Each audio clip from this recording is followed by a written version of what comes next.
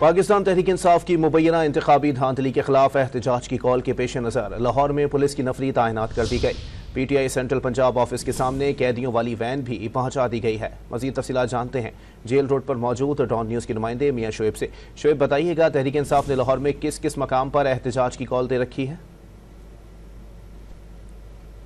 जी बिल्कुल, पाकिस्तान तहरीक इंसाफ की जानब से आज इलेक्शन में मुबैना धांधली के खिलाफ जो एहतजाज की कॉल दी गई है।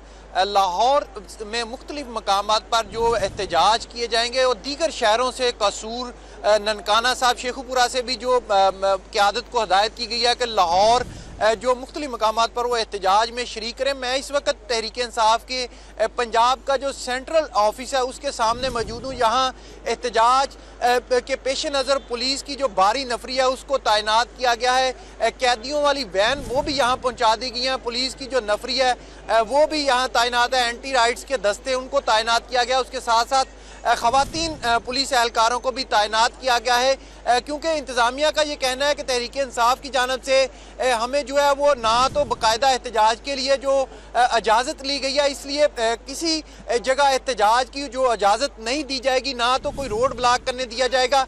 अगर कोई कहीं एहतजाज करता है तो उसकी फ़ौरन जो गिरफ्तारी है अमल में लाई जाएगी। पुलिस की जानब से सेंट्रल ऑफिस जो है पंजाब का उसके सामने पुलिस को तैनात किया गया। इसी तरह दीगर जो लाहौर के अहम शाहराह हैं उन पर भी पुलिस को एहतजाज के पेश नज़र जो है वो तैनात किया गया है। जी।